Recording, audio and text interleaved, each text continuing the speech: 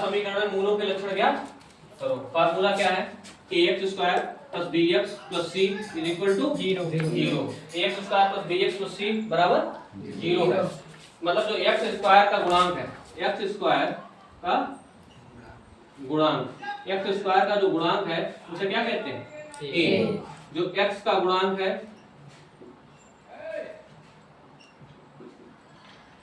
उसे क्या कहते हैं? b। और जो अचर पद है क्या है? c। अचर पद, अचर पद क्या कहलाता है? c।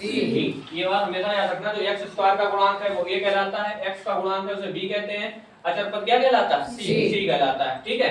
अब यहाँ पे जैसे एक मूलों के लक्षण ज्ञात करो। मूलों के लक्षण ज्ञात करने में फार्मूला यूज होता है माइनस का b plus minus under root b square minus 4ac upon 2a। ठीक है। मूलों के लक्षण का फार्मूला क्या होता है? माइनस का b plus minus b square minus 4ac upon 2a।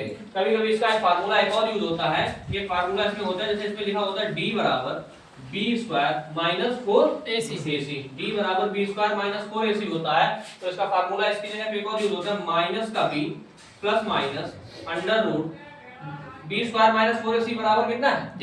तो d b square minus 4ac के पास जगह पे क्या लिख सकते हैं? d। और पूरे पास में क्या लिख सकते हैं? 2a। ठीक है। तो ये एक फार्मूला इसका ये भी यूज होता है, एक फार्मूला इसका ये भी यूज होता है। लेकिन ये फार्मूला यूज तब होता है जब विविक्तिकर के लक्षण ज्ञात करो और उनके अगर मूल वो क्या नाम, अगर मूलों के लक्षण हैं तो ये फार्मूला लगा सकते हैं, नहीं तो ये फार्मूला नहीं लगा सकते। ठीक है।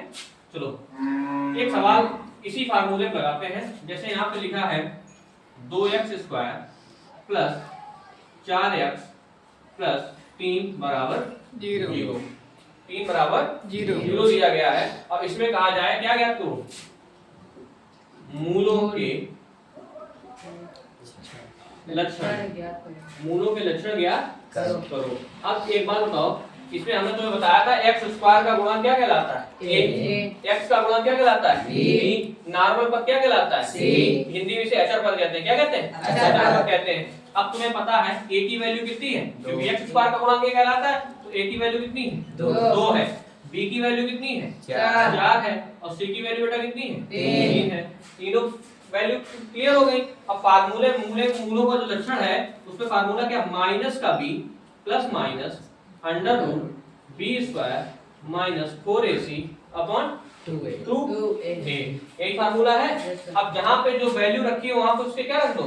मान रख दो।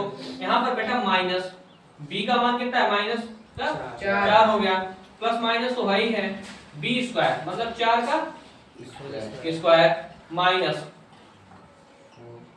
4ac। 4a का मान कितना है? 2 है। c का मान कितना है? 3 है। ठीक है। बटे कितना है? 2a है। a की वैल्यू कितनी दी गई?